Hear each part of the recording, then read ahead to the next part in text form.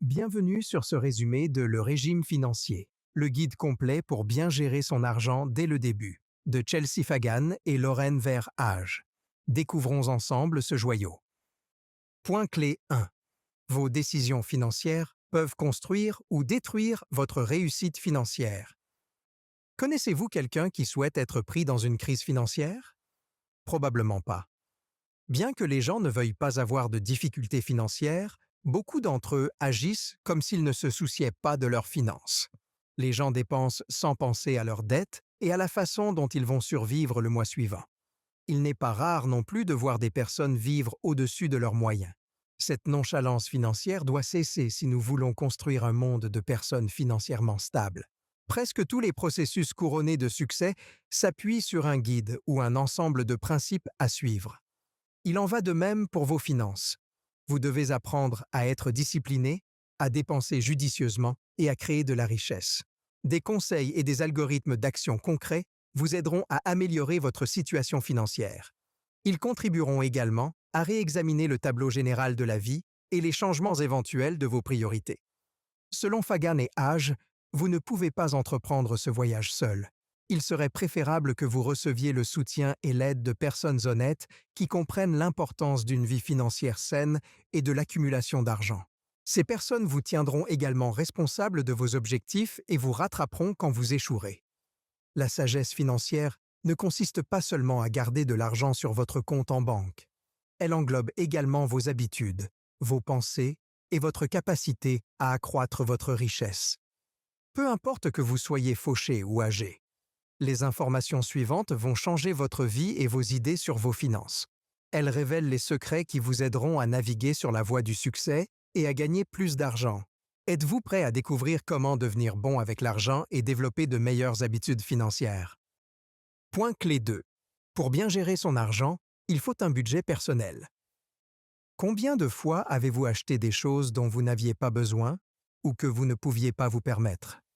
Nous prenons généralement ces mauvaises décisions financières, car nous n'avons pas de budget. Un budget personnel est nécessaire car il vous imposera les règles financières à respecter. Il vous donnera également des indications, mettra en lumière vos mauvaises habitudes financières et vous évitera de prendre des décisions financières infructueuses. 4 règles vous aideront à établir un budget efficace. Ne créez pas de dettes que vous ne pouvez pas rembourser dans un délai d'1 mois. Ne prenez pas l'habitude d'acheter des choses coûteuses. Vérifiez le solde de votre compte au moins 2 fois par semaine. Ne pensez pas que l'épargne se fera automatiquement. Vous devez également mettre en place une pyramide de comptes bancaires. Au sommet se trouve votre compte courant, sur lequel vous conservez 1 000 $ pour vos dépenses quotidiennes. Vient ensuite votre compte d'épargne, qui abrite votre fonds d'urgence. Au milieu de la pyramide se trouve un compte d'épargne semi-liquide, utile pour économiser en vue de l'achat d'une maison dans quelques années. Enfin, un compte pour les investissements à long terme se trouve à la base de la pyramide. Quand vous disposez de ces comptes, vous êtes prêt à établir votre budget. Tout d'abord, enregistrez la valeur de vos revenus après impôt dans la colonne appropriée du tableau de suivi budgétaire. Additionnez ces montants et inscrivez la somme dans la case appropriée au bas de la colonne. Il s'agit de votre revenu après impôt pour le mois. Ensuite, inscrivez toutes vos dépenses: loyer, épicerie, services publics, nourriture pour chiens, factures de téléphone, courses, etc. Faites le total de ces dépenses et inscrivez-le dans la case appropriée au bas de la colonne. Enfin, calculez le solde de votre budget après avoir payé toutes vos dépenses. Ce montant constitue votre marge de manœuvre financière pour le mois. Établir un budget vous aidera à faire face aux détails de vos habitudes de dépenses et à connaître les schémas qui sous-tendent vos erreurs financières. Votre budget est sain dans le cas suivant. 50% de vos revenus servent à payer les frais fixes comme le loyer, le téléphone et les factures. 30% sont consacrés aux coûts variables et aux coûts liés au mode de vie, comme les courses et les voyages. 20% sont consacrés aux investissements à court et à long terme. Point clé 3. Apprenez quelques règles de base et devenez un bon investisseur. L'investissement ne doit pas nécessairement être lié au marché boursier. De plus, pour cette activité, il n'est pas nécessaire d'être un requin des affaires qui ne pense qu'à s'enrichir. Quand nous pensons aux films sur les investisseurs, ces images nous viennent à l'esprit, n'est-ce pas? Non. Les investissements sont une occasion de prendre soin de l'avenir et de vous aider à atteindre vos objectifs et à réaliser vos désirs, quoi qu'il arrive. L'investissement n'a rien d'effrayant ou de difficile. Tout le monde peut apprendre. Aucun de vos fonds ne doit rester inactif sur un compte bancaire, à l'exception de votre fonds d'urgence. Au contraire, il doit s'efforcer d'atteindre un objectif par lui-même, dans votre intérêt. Il existe des programmes d'investissement destinés aux jeunes, ce qui soulève la question suivante. Quand avez-vous rencontré pour la dernière fois des adolescents qui pensaient à leur retraite? Mais l'idée principale est que, quel que soit votre âge, votre profession et votre épargne actuelle, vous avez toutes les chances d'augmenter votre solde futur. De nombreux cours d'éducation financière assortis d'un soutien continu, de fonds et de consultations sont prêts à vous aider. Si vous êtes prêt à vous lancer dans l'investissement, vous devez suivre quelques étapes. Tout d'abord, constituez un fonds d'urgence équivalent à au moins 3 mois de vos frais de subsistance. Ensuite, vous devez établir un calendrier de remboursement de vos dettes en minimisant les frais d'intérêt et en maximisant les bénéfices. Comparez les intérêts de votre dette avec le retour sur investissement que vous obtenez par dollar. Et tenez compte des impôts et déterminez les domaines dans lesquels votre argent serait le plus utile. Vous pouvez perdre de l'argent si vous ne suivez pas les étapes appropriées ou si vous n'écoutez pas les bons conseils financiers. Un bon moyen de préparer l'avenir est d'ouvrir un compte de retraite, de préférence un compte 401K, car il est assorti d'une contrepartie de l'employeur. Assurez-vous d'utiliser au maximum la contrepartie de votre employeur chaque mois. Envisagez également d'investir dans des fonds communs de placement et des fonds indiciels, car ils présentent peu de risques. Enfin, si vous avez confiance en votre capacité d'investissement, envisagez d'investir dans les actions individuelles des sociétés que vous préférez. Point clé 4. C'est en donnant le meilleur de vous-même que vous faites les bons choix dans votre travail. Votre façon de travailler fait partie de votre personnalité.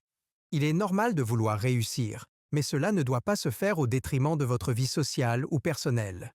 En réalité, il n'y a pas de bon emploi. Tout dépend de ce que vous apportez, le meilleur de vous-même.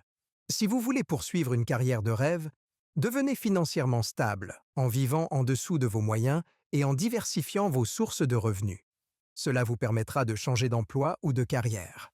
Pour s'épanouir et réussir dans la carrière que l'on a choisie, il faut décider qui l'on veut être et devenir cette personne.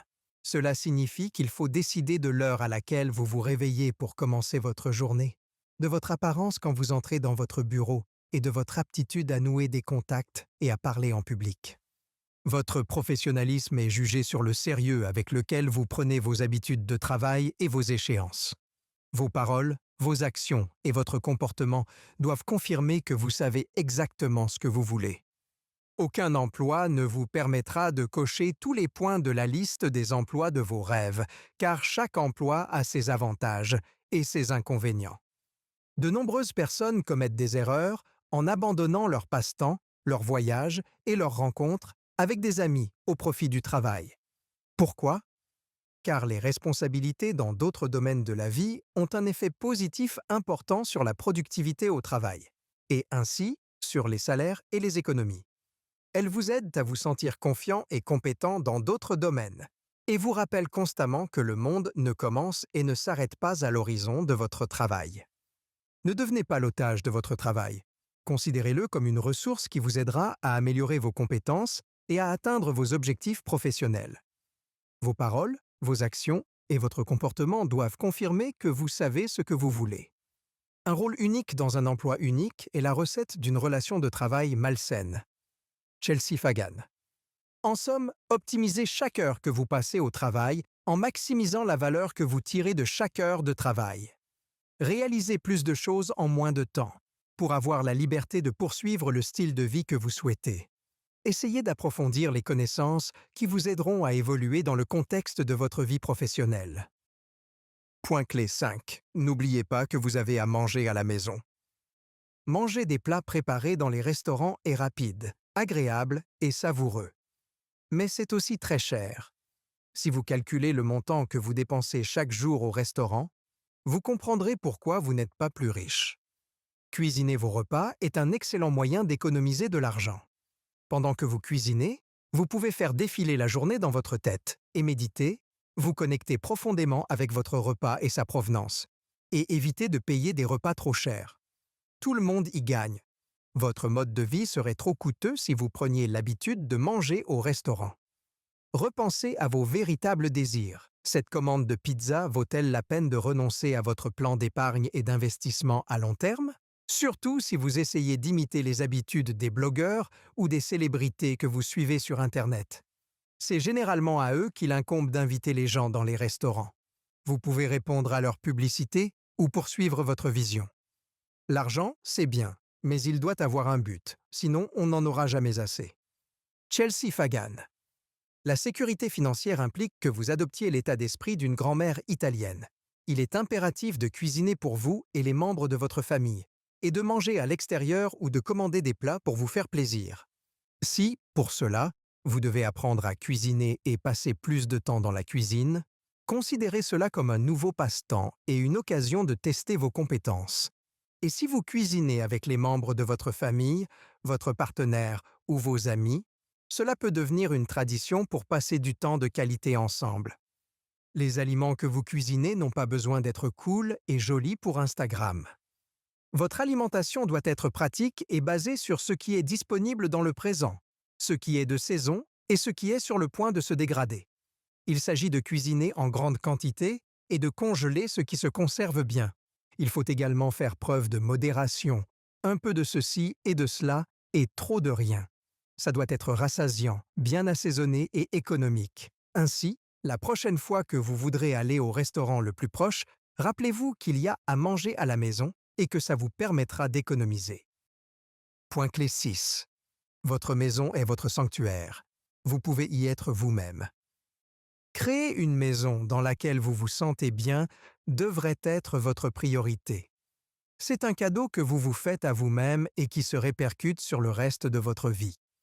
Quand vous aurez créé une maison adaptée à votre mode de vie, profitez-en. Soyez-en reconnaissant. Il n'est pas nécessaire qu'elle soit parfaite. Soyez reconnaissant de ce que vous avez. Ainsi, vous n'aurez pas besoin de débourser d'argent pour la transformer en une image irréaliste de la maison parfaite que vous avez en tête. Considérez le loyer que vous payez aujourd'hui comme un sacrifice et ne vous engagez pas dans des choses que vous ne pouvez pas vous permettre. Il s'agit d'un échange équitable contre la promesse d'être propriétaire à l'avenir. Investissez intelligemment dans le mobilier et la décoration, soyez pratique et achetez uniquement en fonction des fonctionnalités. C'est en créant la maison que vous souhaitez que vous réduirez le plus votre budget. Planifiez bien avant de faire les choses. Protégez-vous quand vous louez. N'essayez pas de répondre aux attentes de quelqu'un d'autre. Écoutez vos souhaits et n'oubliez pas les conditions de location que vous pouvez vous permettre. Louez un logement à un prix raisonnable après en avoir visité plusieurs. Assurez-vous que votre nom figure sur le bail et communiquez toujours par écrit avec la société de gestion immobilière ou votre propriétaire. Payez votre loyer avec votre compte courant. Veillez à ce que la société de gestion immobilière ou votre propriétaire entretienne le bien et s'assure que les services fonctionnent. Préparez un plan d'entretien de votre espace de vie en vous procurant des outils de base pour les réparations simples. Si vous êtes prêt à devenir propriétaire d'un logement, commencez par admettre qu'il s'agit d'une décision financière importante et précieuse que vous êtes sur le point de prendre. Commencez par planifier votre budget et vos décisions professionnelles en fonction de cet objectif. Si un travail alimentaire vous permet de payer un acompte en 2 fois moins de temps, n'hésitez pas. Assurez-vous que vos revenus sont stables. Épargnez pour pouvoir payer l'acompte et efforcez-vous d'avoir une bonne cote de crédit, de l'ordre de 700+, pour avoir accès aux meilleurs taux hypothécaires disponibles sur le marché. N'oubliez pas que la maison est l'endroit où vous vous reposez, où vous vous ressourcez et où vous passez du temps avec votre famille. Il est impossible de la comparer à celle d'autres personnes, car nous avons tous des besoins différents. Point clé 7. Il n'y a rien de mal à fixer des règles en matière d'argent dans une relation. Imaginons qu'à un moment donné, la relation d'un couple ne se limite plus à des sorties au cinéma et à des glaces, mais qu'elle se transforme en quelque chose de plus. Ils commencent à imaginer leur vie ensemble et à faire des projets pour l'avenir. À votre avis, quel est le sujet qu'il risque le plus d'éviter? L'argent et le budget commun. Il serait préférable que vous ayez des objectifs, des visions et des rêves communs en ce qui concerne vos économies, vos biens et votre retraite. Vous devriez volontairement repousser la fin de votre conte de fées pour construire une certaine stabilité. Dans l'idéal, toute relation devrait se dérouler en douceur, avec des accords et des alignements constants. En réalité, ce n'est pas le cas. Le fait d'avoir des règles strictes en matière d'argent permet d'être plus clair au moment de prendre des décisions financières. Demandez-vous quelles sont les règles d'emprunt et de paiement qui s'appliquent aux relations amoureuses et amicales. Éviter les discussions franches sur les finances peut entraîner des problèmes dans votre relation à long terme. Les problèmes d'argent surgissent de temps à autre dans les relations amoureuses. Voici donc 7 règles pour les résoudre. Convenez à l'avance d'un moment propice à la discussion et de son sujet. Commencez la conversation en vous appréciant mutuellement. Ensuite, dites chacun à votre tour comment l'argent était considéré et géré dans votre famille, pendant que l'autre écoute avec empathie et sans l'interrompre. Partagez ensuite vos idées concernant l'argent, vos espoirs, vos rêves, vos craintes et vos préoccupations. Là encore, il faut faire preuve de beaucoup d'empathie. Discutez maintenant des faits, c'est-à-dire de l'objet du conflit potentiel. Après avoir résolu un différend financier, promettez ensemble de ne plus en parler et de ne plus rejeter la faute sur l'autre. La conversation peut alors se terminer sur une appréciation mutuelle. Le saviez-vous? Selon Olivia Mellan, thérapeute et fondatrice du projet Money Harmony, l'incapacité à résoudre les problèmes financiers est l'une des principales causes de divorce aux États-Unis. Cela vaut en particulier pour les partenaires qui ont des attitudes différentes à l'égard de l'argent. Par exemple, l'un aime dépenser et l'autre économiser, et ils ne parviennent pas à se mettre d'accord sur une stratégie commune. Conclusion. L'un des conseils les plus populaires pour trouver un sens à sa vie est de suivre ses rêves. Malheureusement, la vie est plus complexe que le simple fait de se réveiller et de suivre ses rêves. Le choix de cette voie a des implications pratiques. Que se passera-t-il si vous n'arrivez pas à rattraper vos rêves après les avoir poursuivis? Avez-vous réfléchi à toutes les heures non rémunérées que vous passerez à poursuivre vos rêves? Quels sont les systèmes de soutien, financiers, logistiques et émotionnels, en place pendant que vous poursuivez vos rêves? L'alternative pratique à l'idée de poursuivre ses rêves est de rêver moyennement. En rêvant moyennement, votre vie n'est pas préoccupée par une seule chose et vous pouvez poursuivre plusieurs objectifs à la fois. Vous devez donc allouer vos finances pour vous préparer à cette course. Vous pouvez commencer par un budget et regarder la magie opérer sur vos petits fonds. Mais ne le faites pas de manière déséquilibrée, insoutenable ou au détriment de votre santé ou de vos relations. Entourez-vous de personnes qui peuvent vous aider dans votre parcours financier. Une gestion plus réfléchie de vos finances vous permet d'économiser de l'argent pour des achats importants comme une maison ou une voiture et de vous concentrer davantage sur votre vie et votre carrière. Cela permet également d'entretenir vos relations intimes et vos amitiés. Essayez ce qui suit. Avez-vous déjà établi votre budget? Faites-le maintenant si vous ne l'avez pas encore fait. Créez votre propre plan de cuisine familiale à la manière d'une grand-mère italienne et partagez-le avec votre famille et vos amis. Expliquez-leur le concept de ce plan. C'est tout pour l'instant. D'autres résumés passionnants sont à portée de clic.